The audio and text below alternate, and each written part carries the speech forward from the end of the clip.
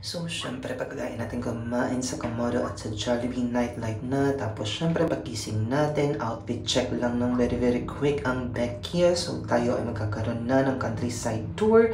So, makikita nyo ay may dinaanan tayong napakagandang tulay. Tapos, syempre, pagkatapos nating dumaan dyan, nakapunta din tayo ng blood compact sa Tagbilaran. Tapos, syempre, hindi dapat makalimutan dumaan din tayo ng Baclayan Church. According sa kanila, ang second oldest church in the Philippines. Pagkatapos pumunta tayo ng Butterfly Garden at syempre si Bakla may mga ahas sa Butterfly Garden. Talaga ba? Takot ako sa ahas, so syempre hindi na ako lumapit. At andyan na, nandito na tayo sa man-made forest na talaga naman napagka-enchanting. At pagkatapos natin pumunta dyan, nagpunta tayo sa Tarsier Sanctuary. And then after that, eto na ang pinaka-aabangan, ang Chocolate Hills. May part 3 pa to!